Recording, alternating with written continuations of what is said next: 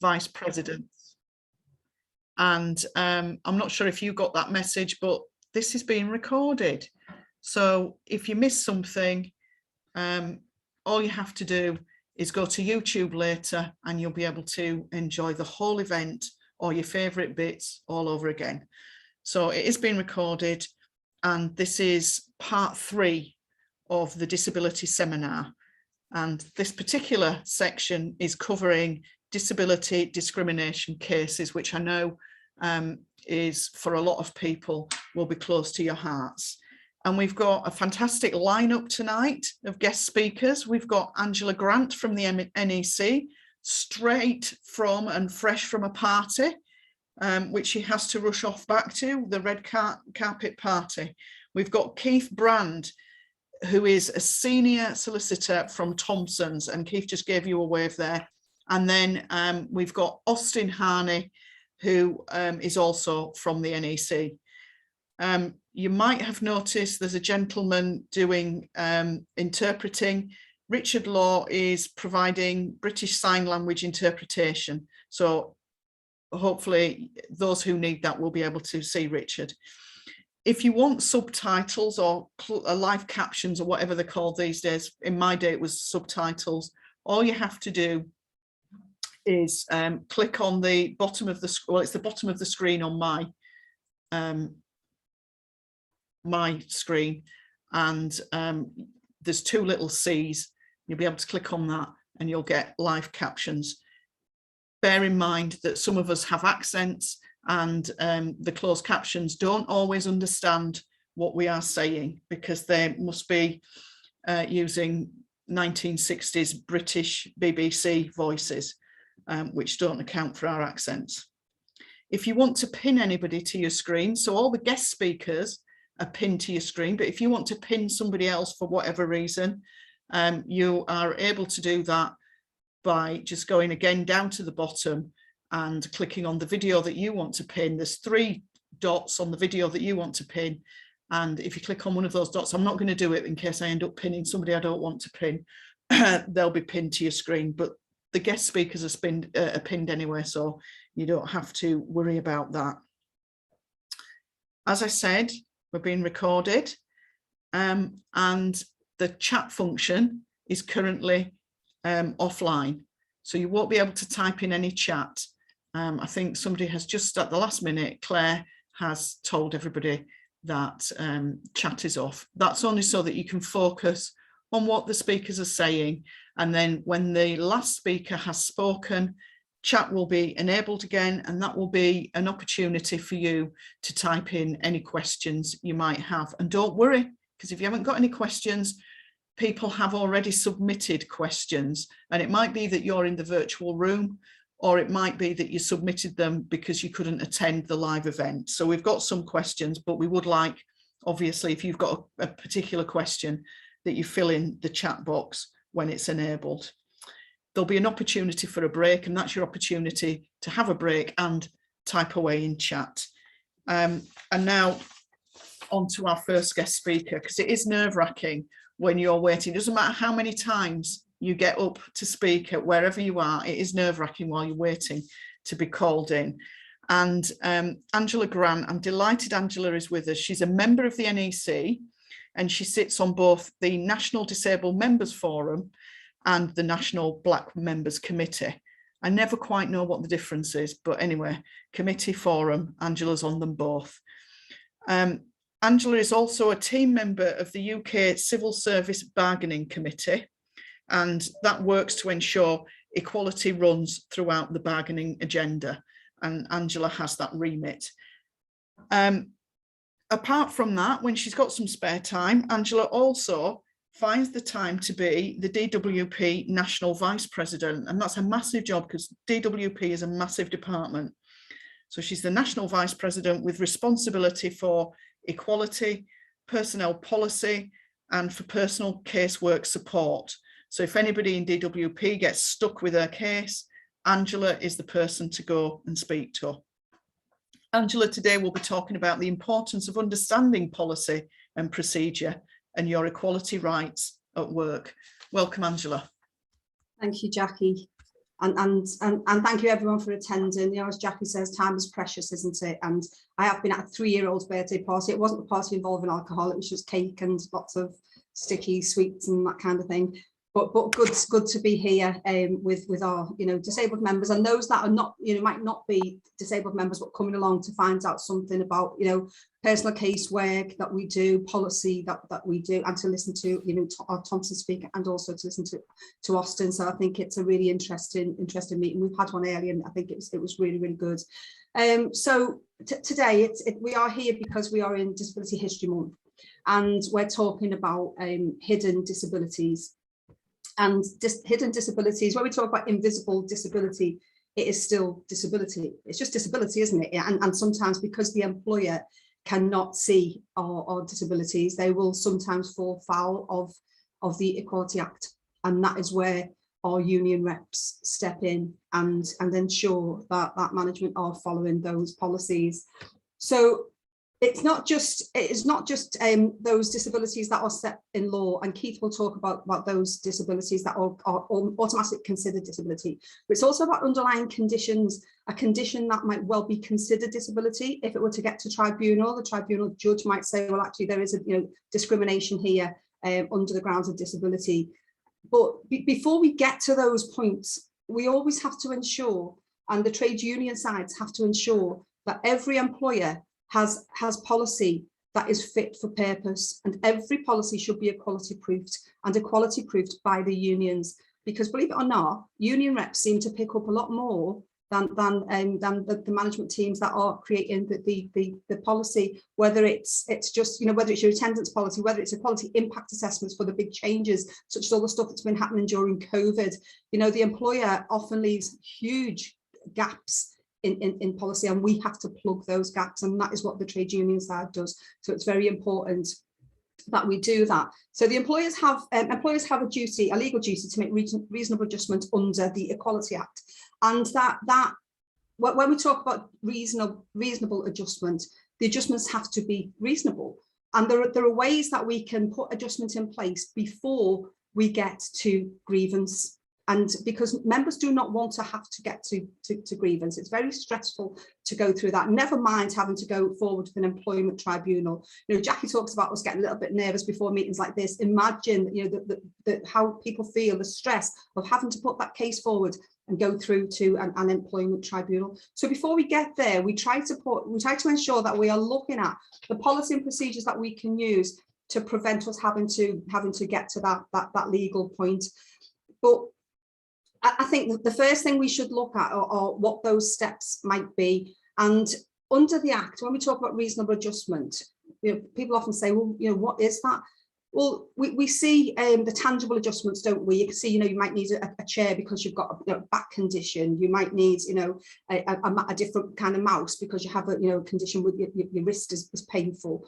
But when you have invisible disability, those underlying conditions that you can't quite pin down, you know, to those disabilities that are considered under the Act automatically. We see that, you know, I often use the example of tinnitus. We hear line managers saying, well, you know, you're not deaf, so why can't you go on the phone? Well, you don't have to be deaf to have a hearing condition. And, you know, why would a manager make those comments when they are not medically trained and have no right? Because that is, you know, it's discriminatory language in itself, isn't it? To start talking about somebody's condition in that manner. So we look at things such as taking members off the phone. If you know you're having problems with the lights in a certain place, we can put, you know, members can be moved to a different room to work. They are all reasonable adjustments. To you know, we can go as far as looking at increasing tolerance levels for sickness. You know, we talk about this when you've got your 8 days and that's it. Well, no, because if somebody has a disability, they might need a little bit longer. I know that at one tribunal, I remember a manager actually saying, well, this person has 3 days. And I know somebody that had leukemia that had 3 days too. And the judge actually said, so are you medically qualified to make that statement? Why, you know, what do you use? What's your rule of thumb? Do you have, you know, do you have a calculation? Do you work this out somehow? And she said, no, we don't have a calculation. We just look at the number of days, we half it, and he said, so you do have a calculation then? So even managers sitting on the stand are still quite embarrassing themselves because they don't actually understand their own procedures. So we try then to ensure that we are using, you know, extra tolerance and all of those kind of things to make sure that our members do not have to go to grievance. But when that doesn't happen, where does that leave us? It leaves us with the internal complaints process. So we move into that grievance. And again, we have to ensure that while we're trying to put all of these things in place, if any decisions are made, any detrimental decisions, we have to keep an eye on the time limit for grievance, because there will be, every employer will have a time limit that where they will, you know, give you time to think about whether, you know, you really want to put a complaint in or not. Then you have that set time, so you have to put your grievance in. And again, when we look at the Equality Act and moving towards tribunal, we have to look at the time limits for tribunal also. So any time we believe there might be discrimination, I'm not saying that we know there is, if we believe there might be discrimination, we should always at that point, before the grievance process, even before even the forms are put in, we can ask as the two things at once, ask for legal advice, take it to PCS Legal to ensure that we are still within the bounds of limitation. Because if we get past the 3 months minus a day point, then we are finding a lot of cases fall because it's outside of the limitations, or the court cannot hear those cases. Now, that's not to say we can never pick up late cases, because the court can always hold a hearing as well to pick up a late case. But I don't want to steer into legalities, because again, I'm not a solicitor,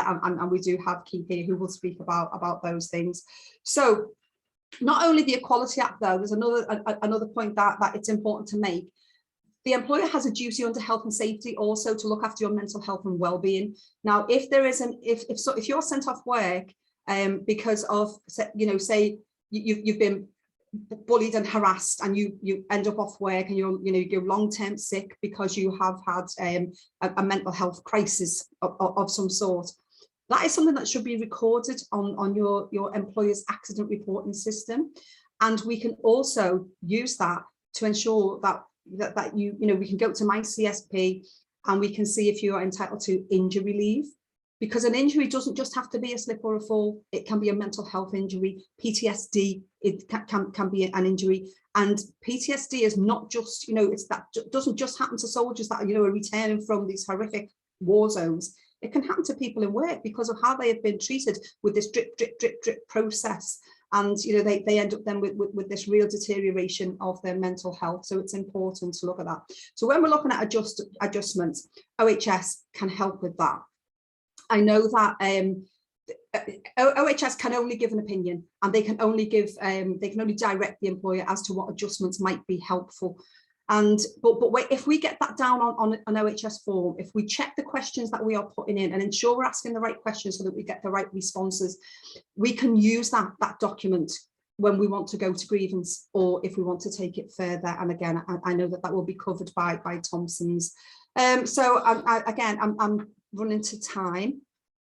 Am I just on time, Jackie? I think I've just about got to time, but I have covered most of what I wanted to talk about. The one thing quickly, work adjustment passports in different areas, different directorates or different employer groups, it might be called something other than a work adjustment passport. But if you have, if they've put adjustments in place for you, rather than you have to each time you move to a different team, we hear a lot of members saying that they are struggling because they have to talk about this over and over again. I've got to start from scratch. I have 15 different conditions and I keep having to talk about it. Work adjustment passports are really important. So if you don't have them in your area or in your workplace, speak to your rep. Anytime there is you have a condition, you have an issue, please speak to a PCS rep. Your union is always your first port of call. Unions have got a lot of knowledge and can do a lot of help, give you a lot of help with your personal cases. So I'll leave that there, Jackie. Thank you very much. It's all right, Angela. I think I must have instilled fear into you all by insisting that you keep to time. It's all right. We're all right by about 10 seconds, don't worry. So our next guest speaker, thanks, Angela, because I'm sure that people found that helpful. Our next guest speaker is Keith Brand. Keith's been working at Thompson since 2008. in the Employment Rights Unit. Keith advises and represents PCS and its members on all aspects of employment law, including disability discrimination matters. Keith also supervises junior members to the team. Keith has successfully represented disabled PCS members in claims of disability discrimination. The employer his most recent case concerns a member dismissed for gross misconduct who argued that the alleged misconduct arose in consequence of disability. The employer, unsurprisingly, defended the claim, arguing that the dismissal arose in consequence of disability. The decision to dismiss was justified.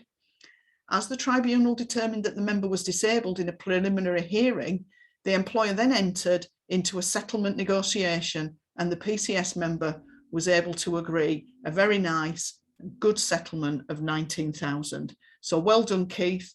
And I'm sure everybody here will be listening.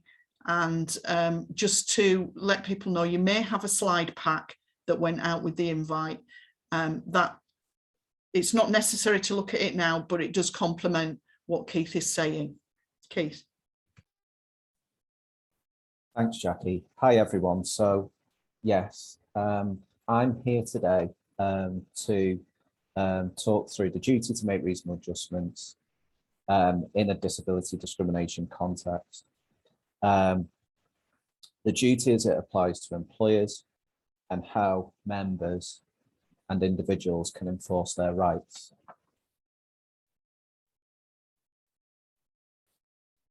So, the Equality and Human Rights Commission Code of Practice on Employment, Chapter 6, sets out as follows in relation to reasonable adjustments. It says that the duty to make reasonable adjustments is a cornerstone of the Equality Act 2010, and it requires employers to take positive steps to ensure that disabled people can access and progress in employment. So this goes simply beyond avoiding treating disabled workers, job applicants, and potential job applicants unfavorably. And it means taking additional steps which non-disabled workers and applicants are not entitled.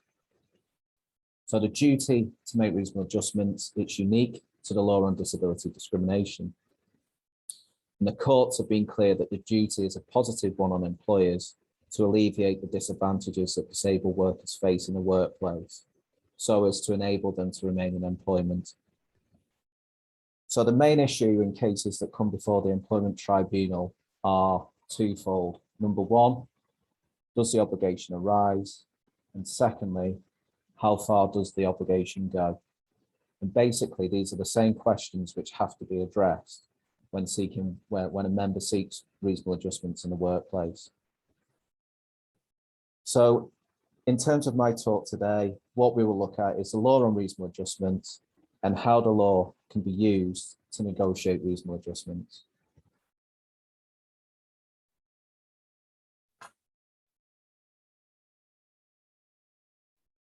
So the duty, the requirement to make reasonable adjustments, that only applies to those who have a disability as defined. And that's as defined under Section 6 of the Equality Act 2010. And that says somebody has a disability if they have a physical or mental impairment, which has a substantial and long-term adverse effect on a person's ability to carry out normal day-to-day activities. And that is a medical definition, and it's not the social model. So basically, the definition focuses on the impairment, whether it's physical, so for example, a knee injury or a back injury, or mental, so for example, stress, anxiety, depression. So it focuses on the impairment the disabled worker has and whether they are in fact placed at a substantial disadvantage, rather than focusing on the barriers which disabled workers face. So there are, as I'm sure most of you are aware, some deemed disabilities. So basically there's no requirement for the Section 6 Equality Act test on disability to be met. as far as individuals who are blind, severely sight impaired, and partially sighted, those with HIV, cancer, and multiple sclerosis. So they're the deemed disabilities. Where an individual does not have a deemed disability, then they have to satisfy the Section 6 test. And in terms of whether the impairment and the substantial adverse effect is long term, what the individual has to show is, at the time of the discriminatory act, that the impairment has lasted or is expected to have lasted at least 12 months. So like I say, that's assessed at the date of the discriminatory act. What a tribunal does not do is take into account events that occurred after the discriminatory act took place. So essentially what a tribunal does is look at what the medical position was, what the prognosis was in terms of whether a condition was long-term or not, in terms of the chronology of the events leading up to and including the date of the discriminatory act. So the focus on the test is on a worker's ability to carry out normal day-to-day activities and what they cannot do as opposed to what they can do. And normal day-to-day activities includes things such as eating, sleeping, walking, managing affairs. And there's no exhaustive list, although there is some government guidance which can assist. In terms of the effect on normal day-to-day activities, it must be substantial, and that means more than minor or trivial. So for example, an inability to walk far, taking longer to get dressed, or difficulty sleeping, socializing, or managing affairs. Individuals with a progressive condition, such as motor neuron disease, they're treated as having a disability if the impairment is likely to have a substantial adverse effect on normal day-to-day activities in the future. So they're treated as having a disability before it has a substantial adverse effect. And those with recurring conditions, such as epilepsy, they will be treated as having a disability if it's both likely to occur and has a substantial adverse effect on normal day-to-day activities. But where the substantial adverse effect ceases, it's important to gather evidence of the likelihood of the condition recurring. In terms of the slide, the government guidance I referred to, there is a link on slide 2. So that's something you could check out after the session. There's also a requirement that the employer knows the person is disabled, and there's 2 parts to this. So number 1, does the employer know, or could the employer reasonably be expected to know that the worker is disabled? And secondly, does the employer know that the disabled worker is placed or is likely to be placed at a substantial disadvantage? And the EHRC code, employment code, that states that employers must do all that they reasonably can to find out if the worker has a disability. So that doesn't mean make every single possible inquiry, just what's reasonable to do to ascertain whether or not the individual is disabled. And the code provides an example of where an employer is expected to know if somebody is disabled. So they give an example of a disabled man who has depression, has been at a particular workplace for 2 years. He's had good attendance and performance record, but in recent weeks, he's become emotional and upset at work for no apparent reason. He's also been repeatedly late for work and he's made some mistakes. So the sudden deterioration in the worker's timekeeping performance and the change in behavior, that should have altered the employer, that should have alerted the employer to the possibilities that these were connected to a disability.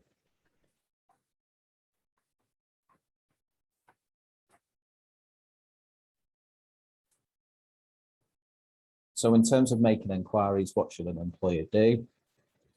Well, they should consult with the worker, and it's incumbent on the worker or the member to explain to the employer what the impairment is, whether it's physical or mental, and also explain what the substantial adverse effect is, and how they're disadvantaged in relation to that disability. On top of that, the employer should make inquiries with occupational health. And if occupational health advise that an individual is disabled, that's not necessarily conclusive. The employer is required to form their own view. But if OH say, well, we consider X is disabled, then it's more difficult for the employer in those circumstances to deny that they had knowledge of disability.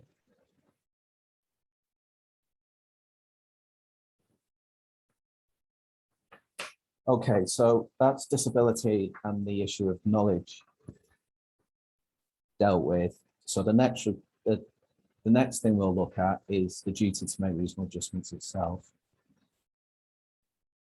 So the Equality Act says that the duty to make reasonable adjustments applies where a disabled person is put at a substantial disadvantage by a provision, criterion or practice, a PCP. So that is the way things are done. A physical feature of the premises. So that's the building environment, entrance and exits, fixtures and fittings, furniture and equipment.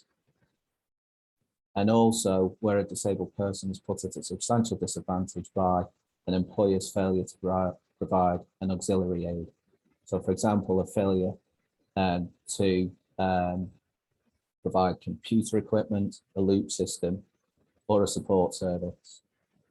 And when we refer to a substantial disadvantage, the disabled person is comparing themselves to those who do not have a disability.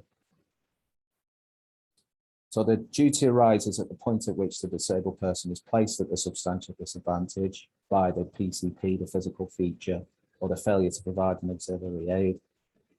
And the duty is to make such adjustments as is reasonable to make, which has the prospect of alleviating or removing the disadvantage. And the burden of proof is on the worker to establish that the duty to make reasonable adjustments has arisen.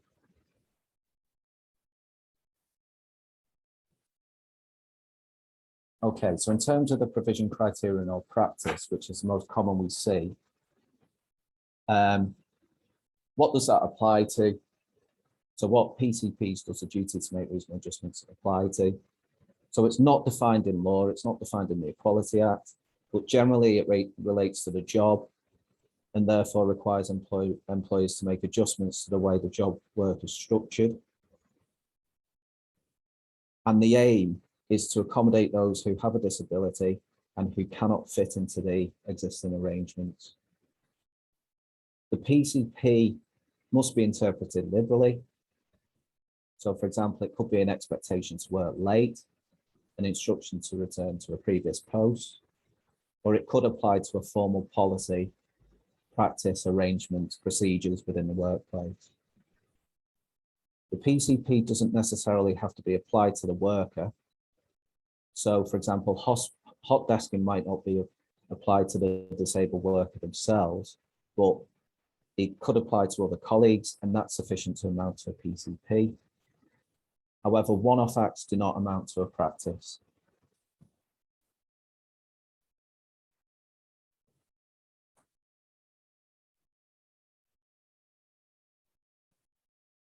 So once the PCP or the requirement, for example, to do something is established, or looking at the physical feature, or say, for example, if the employer fails to provide an auxiliary aid, and that puts the worker at a substantial disadvantage. As I said earlier, the comparison is with those who don't have a disability. So examples of some PCPs that have put disabled individuals at a substantial disadvantage include a requirement to return to work, a requirement to maintain a certain level of attendance, and an expectation to work late.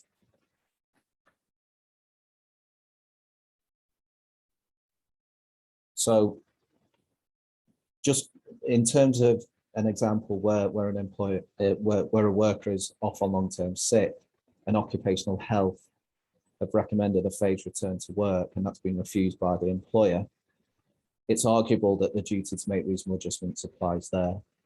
So in particular, it can be argued that the employer's refusal to allow the phased return to work amounts to a provision criterion or practice, and that puts the worker at a substantial disadvantage by not being allowed to return to work. So the duty on the employer is to make reasonable adjustments. So what's reasonable? So the matters that the tribunal will take into account are things such as, is the step effective in preventing the disadvantage? Is making the step practicable? Are there financial or any other cost involved? Is there any financial or other assistance available to the employer? So for example, access to work. And what is the size and type of the employer? Going back to the example of a phased return to work, if the full-time worker is not able to return on a phased basis, the employer may succeed in an argument that a phased return to work would not prevent a disadvantage because that individual would not be able to return to work.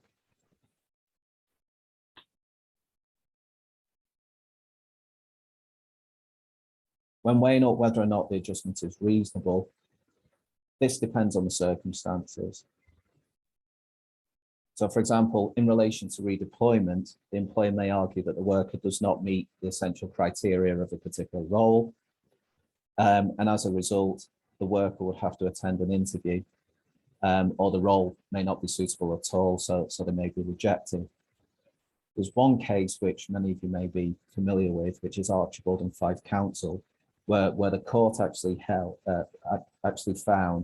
that it was reasonable in that particular case, because she met the essential criteria of the role, not to be interviewed at all and to be slotted in to that particular vacancy. But there's another case where, in the circumstances, it wasn't a reasonable adjustment because the individual concerned did not meet the essential criteria. And what the Employment Appeal Tribunal found in that particular case was, if the employer just appointed her without an interview, she would have been given a job that she wasn't able to do. So in terms of assisting members, what we need to do is identify what it is that puts them at a disadvantage. So for example, a requirement to work full time. Is the disadvantage substantial? So could there be a risk of dismissal? In Archibald and Fife, Archibald was not fit. She was assessed as no longer being medically fit to carry out her job. Is there a reasonable adjustment that will remove the disadvantage? So for example, a phased return to work, or to slot somebody in without a competitive interview. Is the adjustment itself reasonable? So could flexible working be accommodated? Or if not, are there any adjustments that you can identify with the member that could be made to get them back into work? Remembering that the aim to make reasonable adjustments is to keep the disabled individual in work. So just quickly, what the employer may argue is that it could not reasonably know the worker is disabled. So what the worker could say is, well, I declared that on the application form in one-to-ones with my manager. You could see it going back to the example I gave from the code, from my behaviour. The employer may argue that the reasonable adjustment requested won't remove the disadvantage. Well, what should the member do? Provide evidence that the adjustment could well remove the disadvantage. So for example, a return to work, maybe working from home, being put on a redeployment list. And if the employer says, well, the reasonable adjustment is unreasonable, as I've just said, consider alternatives, consider whether or not specialist assistance could be provided. Finally, as I think my time is up, it's key that the member makes a formal request for reasonable adjustments. And if the request is refused or not acted upon, then it's essential that the member lodges a grievance. A failure to lodge a grievance, if a member's successful in bringing a claim for disability discrimination, that could lead to a reduction in compensation of up to 25%. And the key thing is the time limit. So it's 3 months less 1 day in order to start the process of bringing an employment tribunal claim from when a reasonable employer would have made the adjustment or when the adjustment should have been made. Early conciliation needs to be triggered within that deadline. And if early conciliation doesn't resolve matters, then the final recourse is to bring a claim in the employment tribunal. Thank you. Thanks, Keith. Sorry, Jackie. You're all right. You're all right. And I'm sure that people will put that together with the slides and be contemplating any questions they might have. So I've got our next guest speaker. I can see Carol's iPhone's got a hand up. Carol will take contributions at the end of the guest speakers. So the next person to speak is Austin Harney, who is a good friend of mine. We work in the same civil service department, the Ministry of Justice. And Austin has been a long-standing member of the Group Executive Committee in the Ministry of Justice. And he's also the PCS National he's also on the PCS National Disabled Members Forum. Austin has been elected to the general seat on the TUC Disabled Workers Committee since 2018.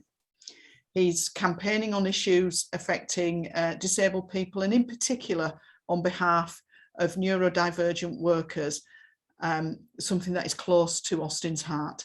Austin represents members up to Employment Tribunal, especially disabled workers. Austin works in the office of the Public Guardian, and the Public Guardian looks after the money of the mentally incapacitated clients. So Austin, welcome. Okay, well, thank you, Jackie, for all those compliments. And I also want to thank the two previous speakers, Keith and Angela, for their excellent speeches. So that's the first thing I want to say. I'm here to talk about the disabled community, what issues actually affect them and what we need to do for in PCS, how we need to take these issues forward and how we need to campaign and organise. So I'm from the TUC Disabled Workers Committee. I represent PCS and I liaise with all the disabled representatives of other trade unions as well. We liaise with other groups such as Disabled People Against the Cuts. We also do have meetings with representatives of the UN Convention for the Rights of Disabled People. There are other groups like Inclusion, and even we had liaised with Black Triangle in the past. For those of you who may not be aware, Black Triangle was a symbol that disabled people had to wear in the days of the Third Reich under Hitler to tell everybody they were disabled and were very much easily targeted in those days. And this group, Black Triangle, is very much a campaigning group against disability hate crime, one of the many issues that are affecting disabled people at large. So just as I begin, the first thing I wanted to talk about, an important issue, was disability hate crime. Now, just a few weeks ago, sorry, I've got the documents here in front of me. We actually met, some of us, with the representatives, as I've just mentioned earlier, with the UN Convention for the Rights of Disabled People. And we certainly discussed something in the disability hate crime workshop. It was agreed that since 2017, things have got worse for disabled people, that the government have not implemented any of the recommendations from 2016 and 2017 UN reports, and that the hostile environment towards disabled people is a very significant problem, with hate crime in the community and online harassment an ever constant problem. 1 in 4 disabled people feel unsafe to travel on public transport due to the significant rise in the hostile environment towards disabled people in the community. There have been issues that have emerged since 2017 around disability hate crime. There has been a significant rise in disability hate crime online during pandemic lockdown by more than 52% in 2020 to 21. Well, I'll cover that bit in a minute. It's just something I also need to bring to your attention. And this is a report from the Crown Prosecution Service, if you just kindly bear with me, which I've got here on my phone. So just as I read out a report, the Crown Prosecution service figures show that this has fallen from 924 in 2014 to 15 to 367 in 2018 to 2019, to 320 in 2019 to 2020, and to just 298 to this year across the whole of England and Wales. The fall appears to have been caused by a drastic drop in the number of disability hate crime suspects referred to prosecutors by the police for a charging decision. So really, this is far from good news. This is very bad news, I think, for disabled people at large. Just as I talk about online harassment, which is quite serious, there's been so much cyberbullying of disabled people online. We've had previous cases of suicide, and this still continues, of some disabled people who can't cope and driven to suicide and find it very difficult to handle social media. I mean, experienced reps like ourselves, we know how to rise above this all, but it's not all right for youngsters and disabled people. They're very vulnerable indeed. And of course, there is a new dirty tactic on social media, which is called doxing, which is they actually get hold of people's contact details, phone numbers and addresses. They publish them online. They do all sorts of dirty propaganda, media posts, which are dreadful, and even tell lies and even, denigrate these individuals. So this has a terrible impact on disabled people's mental health. So that's just what I want to talk about disability hate crime. The other issues that we're facing is the cuts in universal credit that is heavily impacting on disabled people who are unemployed. This is absolutely appalling. Also, we have to deal with the disability pay gap. So the average disabled worker is paid less than the non-disabled worker. Last year, that figure was about 15%. It's now increased to 16.5%, and that's over 5 hours worth of work. It can be far worse when that work is much longer on a daily basis. So that's not really good news at all. And we even have Disability Pay Gap Day, like the 1st of November, which means it's the very first day that you don't get paid as a disabled person. In other words, disabled people are at least a month or 2 months behind non-disabled people in terms of wages. In terms of the employment rate, in 2019, the figures were quite staggering. Now, it was just over 53% of disabled people in England were employed. In Wales, it was just over 48%, but Scotland, believe it or not, was much lower, 46%. And the country with the lowest employment rate is Northern Ireland in the United Kingdom. We even have PCS members living in the Republic of Ireland travelling to work in Northern Ireland, and they have the most appalling disability laws as well. So, this is not easy for many of our disabled members in PCS. One other thing I wanted to talk about is climate change. That is definitely impacting on disabled people. Only a few weeks ago, I was invited to speak at the COP26 event in Cambridge, where we had a very big demonstration of at least hundreds. And just to give one example of how climate change is impacting on disabled people, there were many disabled people who actually drowned during Hurricane Katrina. The figure was enormous. So that is quite frightening, and the lack of healthcare or emergency services for disabled people. So I've just gone into the detail of the issues affecting disabled people at large. As I've said, we do liaise with a lot of groups as well, which I'll just talk about in more detail. If you just kindly give me a second. So if I just go to the bottom of my page here, yes, we certainly liaise with, as I said, the Disabled Workers Committee, IFTU, the Disabled Workers Committee, the Irish Congress of Trade Unions, of which PCS is also affiliated through Northern Ireland. And I did organise the first historic meeting with the Disabled Workers Committee of IFTU, which was at TUC. We certainly talked about a whole wide range of areas affecting disabled people on both these aisles, and we'll certainly continue that working relationship. We tend to reach out to trade unions as well in other countries, hopefully. We are, as I said earlier, we have liaised with the UN Convention on the Rights of Disabled People, and we're also in close contact with disabled people against the cuts in fighting against the imposition of the universal credit that is impacting on many unemployed disabled people. So that's all the groups that we tend to liaise with from the TUC Disabled Workers Committee. How we organise in PCS and build that awareness. Well, first of all, I'll start with, I won't say back to basics, but I'll come up with the basic issues. Starting in your workplace, building contacts with disabled members at work, and look at the potential of starting a local network. But I do ask people to be very aware of the Data Protection Act. If people do declare themselves disabled, then that's helpful. But if people want to keep their disabilities quiet, that's another issue. We have to respect that. Also, disabled members, we do encourage them to become advocates in their workplace. join their branch executive committee, and by also starting a role as an equality or disabled representative.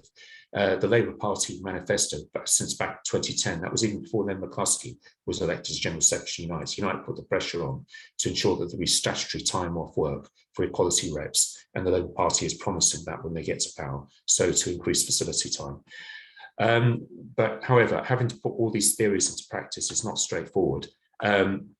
Because workplace cultures, they do vary. Just to give one example, I work in the Office of the Public Guardian.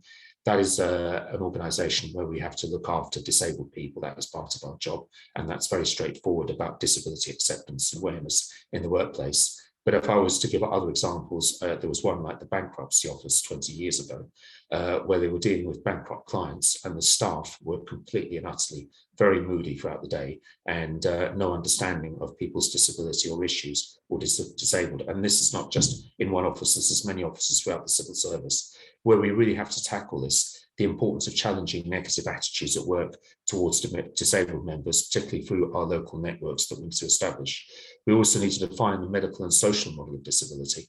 The medical model of disability says people are disabled by their impairments or differences, but we have to promote the social model where of disability. It says that disability is caused by the way society is organised. So really we have to try and tackle society's prejudices through the social model. Also, we have to increase awareness of all the different disabilities, such as physical impairments, visual impairments, hard of hearing, cerebral palsy, neurodivergent autistic, of which I'm one, mental depression, and post-traumatic stress disorder. I would not like to use that word disorder personally, it should be condition. But yes, I have, as Jackie, I think, or Angela pointed this out, although I have represented soldiers who had horrific experiences in war, I've also represented women who were diagnosed with post-traumatic stress disorder as a result of sexual harassment and inappropriate touching in the office on an appalling scale. So just to make people aware of that too. Disabled members who have problems at work, as I've said, I've just been doing so many personal cases myself, but if you take on the role of an advocate, we don't ask you to take on personal cases because that's very demanding. If a disabled member has a problem at work, please refer them to an experienced representative in personal cases. And if you feel the need to take up personal cases, you would need training, but we'll offer you support as well as mentoring. I'm actually a mentor myself, by the way, so I do mentor people in personal cases. Yeah, there's been many cases of disability discrimination. It happens all the time. I'm doing loads of cases non-stop. So yeah, we certainly don't live in a perfect world today, so certainly not in the 21st century. We also encourage disabled members, if you are ambitious, to become more active in your union. Personal cases is one of them, but also if you wanted to stand for committees, not just the branch executive committee, but maybe the group executive committee in your own government department.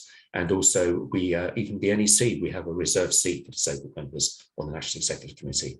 When we're faced with consultation of new changes by employers, always make sure that equality, they're challenged, equality impact assessments that have to be carried out, which benefit disabled members. We also need to refer to the Public Sector Equality Duty of 2011.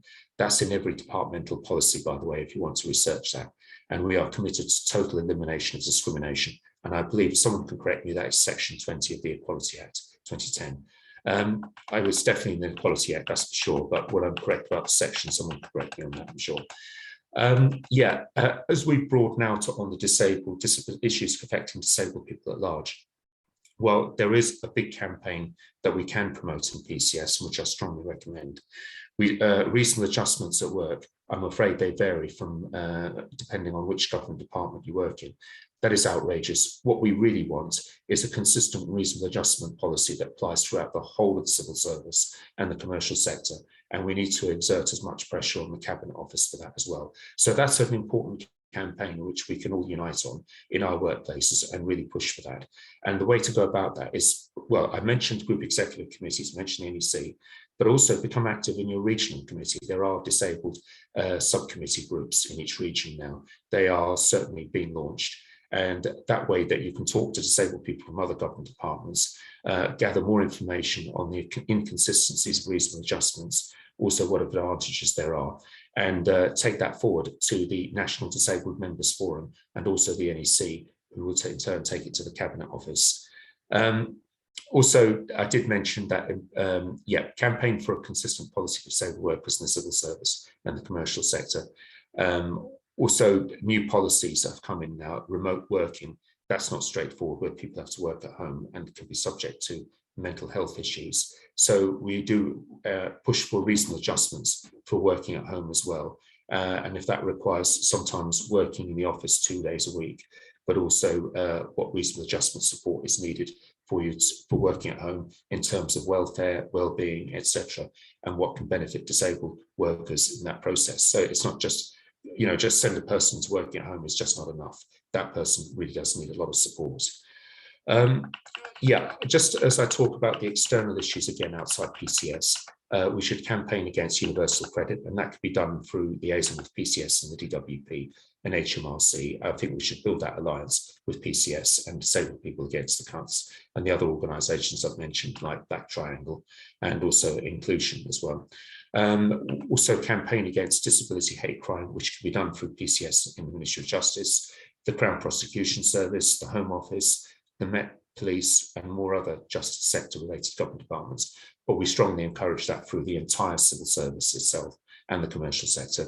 Also campaign against climate change that are impacting on disabled people, and also campaign for the rights of disabled people internationally as well. We certainly have a PCS International Committee, but we should promote the role of disabled trade unionists throughout the whole world, because the laws for disabled people vary and are far behind the times and very anachronistic, and many disabled people are still out of work. So that's something, a very important tool to campaign internationally. I've covered a lot of detail now. I hope that's all explanatory to all of you. And I'm happy to take questions, and the floor is yours. Thank you, Austin. Just before we go to the break, somebody asked the question, what does the NEC stand for? I'm really sorry. I should have explained that's the National Executive Committee. And if I mention GEC, that's the Group Executive Committee. So that would be one in your department, which is below the NEC. The NEC is the governing body of the union. Okay, so we're going to go to the break, but just before we do, this is a little bit like conference. If you haven't been, I've got an announcement. I haven't had one of these before. Could the people who are called Luds, iPhone and Heather contact Law just to give Law your details, and you can find Law on the chat. If you're a little bit stuck, don't worry about that, because we're assuming that you're not some militant force other than PCS. So don't worry too much if you can't manage to contact Law. Right, we're going into the break, and then I'll take questions. And I do know that somebody, Carol, you had your hand up, so I'm presuming you can't type your question, possibly because you're on an iPhone. So if you've got a question, I'll bring you in.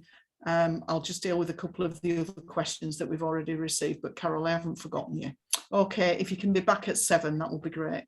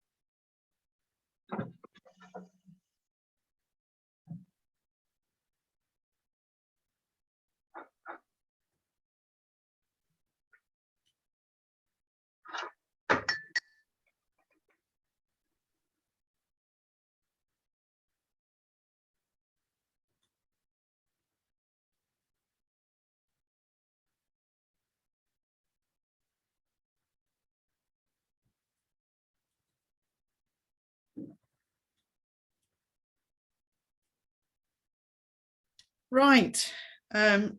Hopefully some of you have had the opportunity to get a cup of tea, and we're now back at the bit which I think is quite nerve-wracking for our guest speakers, because they don't know which of them is going to get what question. And but I always say to them, don't worry, if you can't answer it, what we'll do is we can take it away, we can find the answers, and then they will be sent out separately to you if you don't have the answers. So the first question I've got is from Kelly. Kelly's, I think, maybe been in this morning's session and we didn't quite reach her question. So we'll go to Kelly's question first. If an OHS referral request from an employee with known disabilities to their employer is refused unless they transfer to another department, is this considered disability discrimination? Due to an initial refusal and a delay of 4 months for an occupational health report referral request from an employee to their employer, would this be considered disability discrimination? Keith, if you could answer that. Yeah, well, it's one of those questions really where you require more information and you would like to see both what the employee is saying and what the employer's version of events is. On the face of it, an employer refusing a referral to occupational health unless they transfer, if that individual is disabled, then it's capable of potentially amounting to direct discrimination, but it depends on the circumstances. We don't know the basis on which the employer has refused. We don't know why the employee is seeking the referral to occupational health in the first place. So it's unfortunately I can't give a definitive answer. The other thing that stands out from the question, and it's the second part of Kelly's question, is due to the initial refusal and delay of 4 months for an OHS referral. So I query as well, and again, I don't know the circumstances and I don't know if this relates to another thing, but if the employee made the request and the refusal was more than 3 months ago, then a claim could potentially be out of time. What I would suggest to Kelly is if she considers that this situation, this scenario potentially amounts to discrimination, is to discuss the matter with legal and to discuss what needs to be done. So, for example, does the member need to raise a grievance? Have they done so already? So that's what I recommend in those circumstances. Discuss the matter with legal. Thanks, Keith. Right, Carol, thank you for your patience. I understand that you won't be able to type, so if you want to ask your question, if you can just unmute yourself so that we can hear your question. Can you hear me? I can hear you, yes. Good evening, thank you very much for taking my question. I've been informed from next year, when you apply for access to work to get reasonable adjustments, instead of going through the procedure you'd normally go through, the part of the DWP, it will now be more done in-house to get what adjustments you require. Will that put disabled people, I just want to ask Keith and the panel, will that put disabled people, whatever their disability, at an advantage or disadvantage? Right, Angela. Thank you. Thanks, Carol. Angela, given you're an authority in DWP. Yeah, no such thing as an authority in DWP. No, but Carol, that is a really important question. And when we look at access to work, DWP do have, we do have procedures. And as I said, in my contribution earlier, the trade union, we ensure that DWP follow the Equality Act to the letter. So if there is any detriment to you with the removal of access to work, DWP should be picking up that detriment and ensuring that you can still get to work, that you are still, you're not restricted by mobility and getting yourself into work. So what I would say is speak to your union rep, you know, and I will throw my name out there and say, if you want to contact me, then you know, I will pick this up for you so I can see the detail of what it is that you need. But no member should be ever put at a disadvantage trying to get into work because of mobility issues. So that is what I would say with that. Thanks, Jackie. Thanks, Angela. Just to interject, it's just that I work at the Home Office, and I got an email. This was in August, September this year, that from next year, April, the how you would normally apply through to access to work is now all going to come more in-house. So in my case, in the Home Office, your manager, he or she, will sit with you and decide how to they will start the process of the application. And if they need someone external, that's when that will, because there's a budget there, they will do it. I'm just thinking it will be at a disadvantage because it's not going to be someone neutral. It will be someone who you are working alongside. So okay. I just would like Angela's opinion. Thank you. That's helpful, Carol. But what we'll do is, to give everybody an opportunity to ask their question, what we'll do is the second part of your question will respond in email so that everybody gets that answer. Okay, sorry about that. No, it's fine, Carol, don't you worry. No problem at all. So we're on to the next question. Occupational advice in respect of disability. Should a manager solely stick to that advice? A recent, now this is the Health and Safety Executive briefing on health and safety around stress and suicide prevention, November the 21st, states that the manager should not do their own interpretation. Where does this stand in terms of the law and bringing a grievance or an employment tribunal? Keith, if you could answer that. Yeah, it seems odd, this, and I don't know whether or not this is something that potentially the union seeking advice from ourselves, from Thompson's. I mean, it depends on the circumstances. I mean, if the OH advice is favourable, then if the instruction is to a manager to solely stick with that advice, then that presumably benefits the member.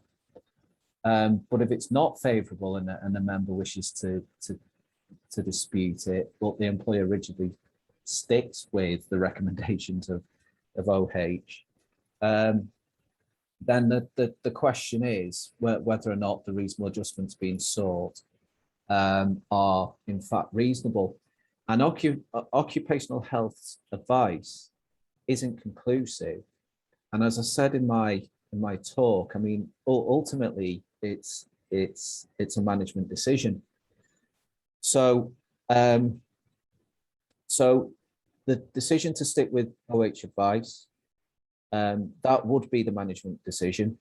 If the member disagrees, then what I would suggest is to raise a grievance. And if that grievance isn't satisfactorily resolved, then potentially it may give rise to a claim. So the member would need to discuss the position with the rep, potentially seek advice from legal and seek advice from ourselves. But again, it depends on what reasonable adjustments are being sought. And that would be it would be necessary to look at those to consider whether or not the request is reasonable in the circumstances. Okay, thanks. Austin, a question for you.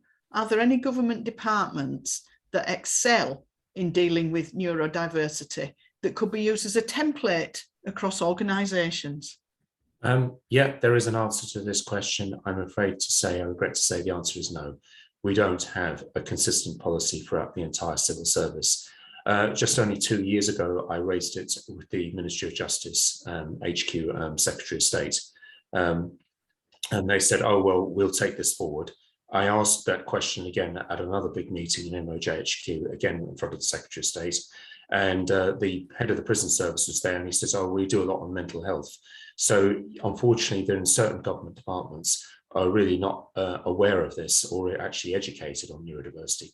They're now bringing in neurodiversity training sessions. They're bringing in specialists into certain government departments. And I have to say the Department of Works and Pensions is quite way ahead on neurodiversity than a number of other government departments. So it is a major concern. And as I mentioned this earlier today in my speech, I made absolutely clear that we need to exert pressure on the Cabinet Office for a consistent policy on reasonable adjustments, but most also neurodiversity itself. Thanks, Austin. I think this next question, Keith, might be for you, one for you, because there is a clue in the first sentence. It says legal. Hi, a question for legal. I've been working for the department for 16 years with little meaningful work, and have been on paid leave for the past 4 years. Is this discrimination? Well, again, without knowing the full circumstances, I can't really say. What it sounds like is it's grounds for raising a grievance if one hasn't been raised already.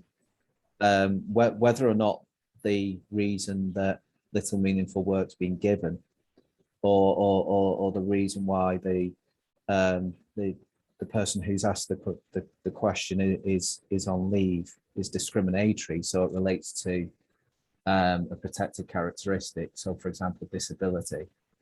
I can't really say without knowing the full circumstances. Okay, that's fine, Keith. That's fine, because you've already indicated if you haven't submitted a grievance and that's your first stage, and also speak to your union rep who will be able to guide and support you. So we've got some more questions. I'm conscious, Keith, that you might be really getting the brunt of these questions.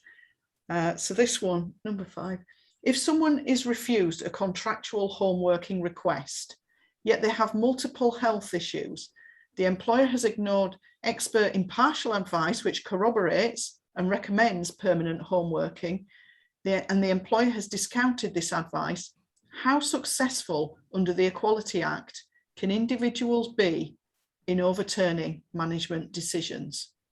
Okay, so it's another one where the answer essentially is it depends on the circumstances. The issue here would appear to be the employer's reasons for denying the home working request. Now, is it something that is the employer saying it's something they can't offer because of the particular requirements of the service? Does the work have to be done from an office? Bearing in mind the situation that we're all in with a pandemic, what measures are in place to protect individuals as well as disabled people within the office to make it COVID safe? There's a number of issues arising from this question, and I cannot categorically say whether the refusal to allow home working would amount to failure to make reasonable adjustments.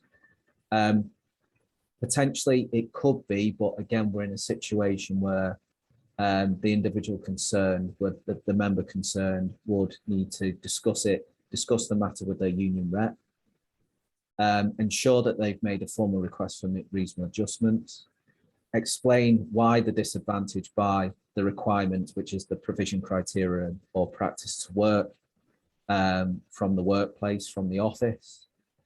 And if the request for reasonable adjustments is refused, lodge a grievance. If the grievance doesn't get the individual anywhere, then it's consideration of a potential claim. In terms of how successful under the Equality Act can individuals be in overturning management decisions, well, ultimately, if management refuse in a grievance process, then the only recourse really is an employment tribunal to decide. And please bear in mind the time limit as well. So once the request for reasonable adjustments is made, once a formal request, and it's best to make the request in writing, is made, if there isn't a response, say within a couple of weeks, within 2 weeks, raise a grievance. If there's no response to the grievance within a further 2-week period, then I would recommend that the member discusses the issue with the rep with a view to referring the matter to legal, and being very, very cautious either take 2 weeks from raising the grievance as the date, the 3 month less 1 day time limit starts to run from, or even being super cautious to go back to the date when the original request was made, because we don't want to miss the time limit, because the claim will be out of time, and then you have to argue for the claim to be brought in time, which is more difficult. It's better to be safer than sorry. Thanks, Keith. So I've got another question. Angela, I'm going to give that one to you. Just a minute when I find it. Does PCS support homework for a disabled person as a reasonable adjustment where, due to the pandemic, the disabled have been able to work from home and wishes to continue, as it's much easier to manage disabilities by working from home? Yes, yes, and yes again. Any member of staff that is able to work from home, certainly while we're sitting in the middle of a pandemic, and we are still sitting in the middle of a COVID pandemic, any member of staff that wants to work from home should be allowed to work from home. Now, if there is somebody that has a disability and they are managing better at home, then yes, of course, you know, the union does support that. I mean, PCS, you know, the NEC have cleared the 5 tests. We've seen the 5 tests for safer working from the NEC, and within that, that is about keeping our members safe in whatever way we can. Now, if it is easier to work from home, why would we not work from home? But what I will say is, in some departments, and I know certainly in my department, there is a process of having conversations with line managers and talking through all of the policies and the procedures that can be put in place to allow somebody to remain working from home. There are stress risk assessments if it becomes more stressful trying to get yourself into work, and you know that you're better off at home. Those, if you've not got that one-to-one process in place already, then please ask your line manager to have, to sit and have a one-to-one with you, so you can raise all the reasons why it is better for you to work from home. But the question, the answer to that question is yes, PCS does certainly support our members working from home, certainly if they have disabilities and it's better for them. Yeah. Thanks, Angela. I'm not sure if I've done this question because I haven't got it on my chat, but I found it in chat. My employer's grievance process has taken over a year. What's my legal position? Can I claim compensation still? Austin. Sorry, just... do you want me to repeat the question? Yeah, I do apologise, yes. All right. Sorry about My that. employer's grievance process has taken over a year. What's my legal position? Can I still claim compensation? Right. Well, in actual fact, for an employment tribunal claim, it has to be 90 days, so it has to be well within the time. You can get an extension if you apply through ACAS, so that can extend it by 3 more months. But then it depends what the claim is about. A legal deduction of pay, that can go on forever. If it was constant harassment, constant bullying, and you've got it, and it's just been happening recently, yeah, there is a stronger case for claiming compensation. But it has to be well within a time limit. I'm sorry to say, it's got to be the 90-day time limit, and to give you more time ACAS, that's an extra 3 months. So yeah, I hope that fully answers the question.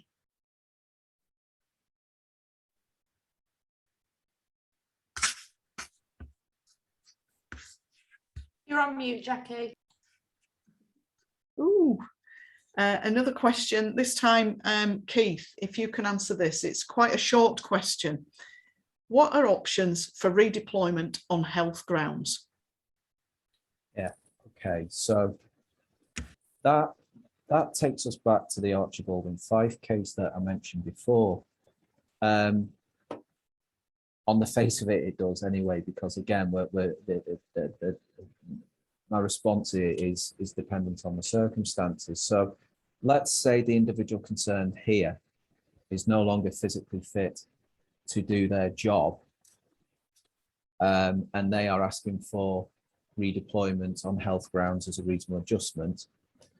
If there's a vacancy available, so there has to be a vacancy, there's no requirement on an employer to create a job if it doesn't exist.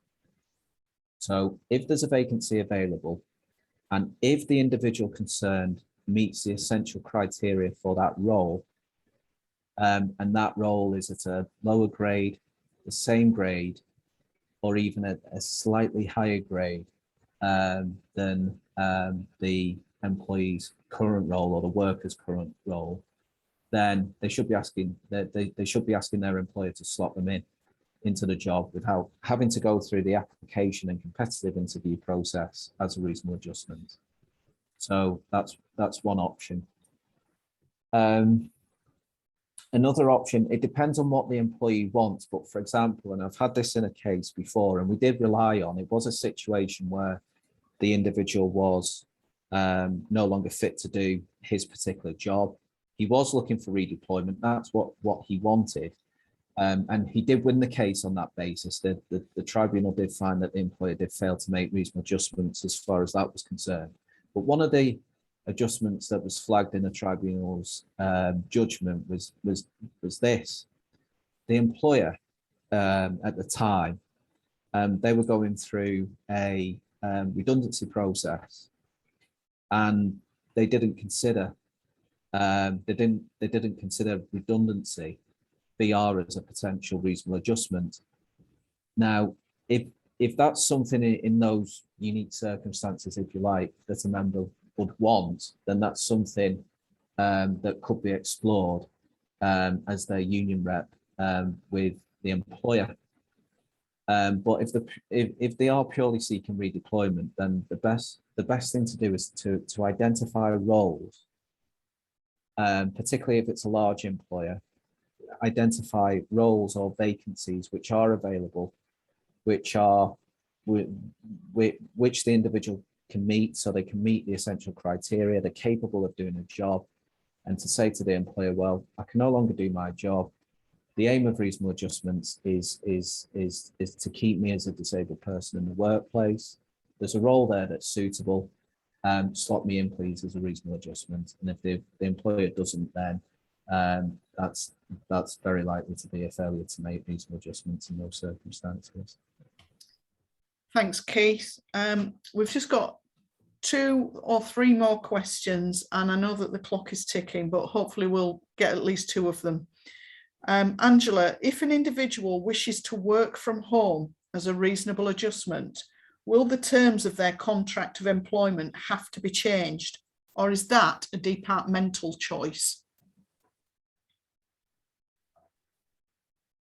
Is it a departmental choice? I think it's the department acting, you know, outside of reasonable adjustments, isn't it? Because is it reasonable to have to change your contract to be able to work from home when we have just proven that the majority of the civil service have been able to you know, perform, you know, over and above whilst working from home? So should you have to change your contract to work from home? No, it can be a reasonable adjustment under the Equality Act duty, under the duty to provide that reasonable adjustment, because to change contract brings with it lots of implications, doesn't it? It means that your home is then your place of work rather than you being attached to an office.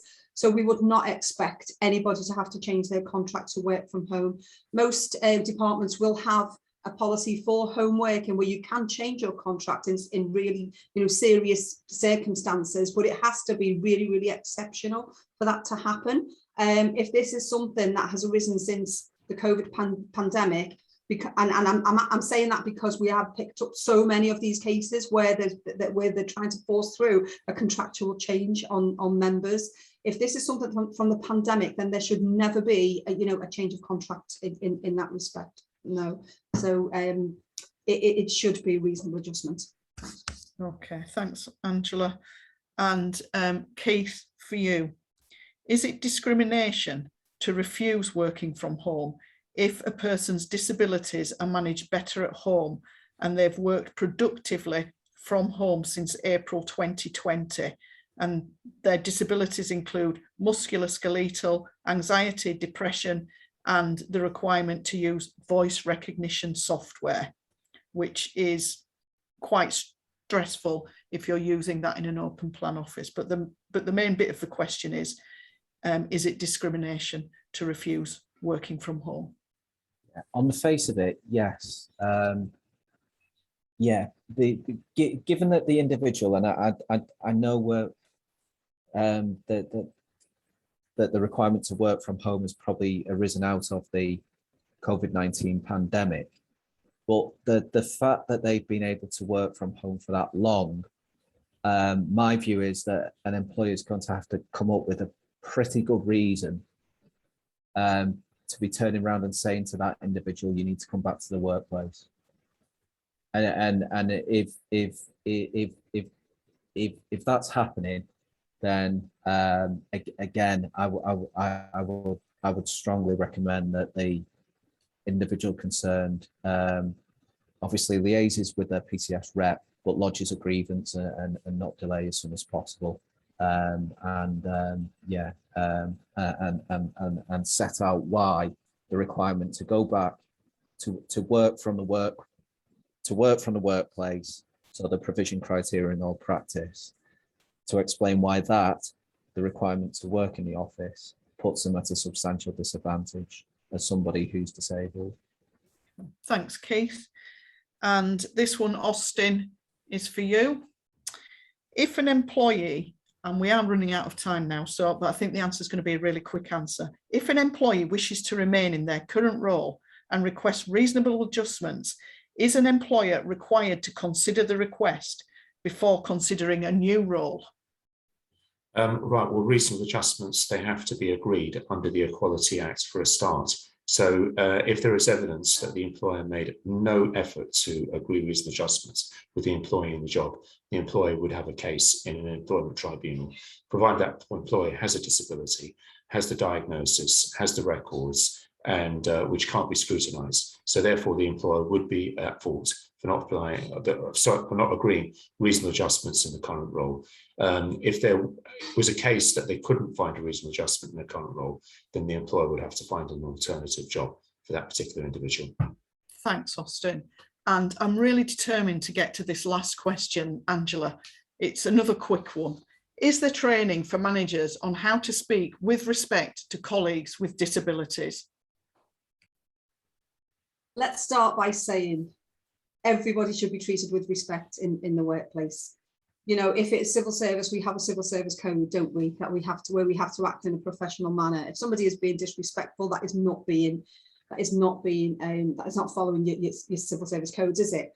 And it's not the values of our employer. I'm talking about our wider employer, not our employer groups, but our wider employer. But also, you know, there is training. We've seen, haven't we, the Cabinet Office. I'm going on now, Jackie. I'm going to try and be quick. I'll talk faster. We've seen the Cabinet Office move away now from the unconscious bias training because it didn't work. Now that tells us that there is a gap there still now in the training processes, and every employer group should now be pushing forward an equality training program for staff. Everybody should be trained in equality, and everybody should understand that within that training, we have to be treated with that respect. We are civil servants. We don't go to work for people to be talking down to us and treating us in that manner, do we? So that's how I would answer that, Jackie. Thank you, Angela. Just to be clear, this is now, we've run out of questions, and what I would really hope is that if you've enjoyed this event and found it useful, please email the Equalities Department and let them know that you found it useful. We will be putting together the questions. You'll be able to find them on the website. You'll be able to have a look on YouTube and enjoy the event all over again. And for any of your colleagues who missed the event, you can refer them to YouTube, and I think we'll have some information on how to get to YouTube, and that will be included in the list of questions that will be going out to you as well. I'd like to thank Keith, Angela and Austin for their time tonight, for Richard, who was actually, he did have another thing to be doing and he's managed to fit us in as well. So thank you, Richard. And obviously, thanks to Claire, to Law and Caroline, the behind the scenes people who have managed the event for us so that we can get to questions and we can make sure that we're kept to time. And with that, I'd like to wish you all a good evening. Have a good evening, and please do engage with your union reps and really consider becoming an advocate and a rep yourself, because we have lots of people who can mentor and support you, and we wouldn't send you out cold on your own without proper support and training. So I hope you enjoyed the event, and maybe we'll see you at our next event, which I think is Tuesday at 12, and then Tuesday again at 6 o'clock. Okay, have a good evening, everybody. Bye. Thanks. Bye-bye.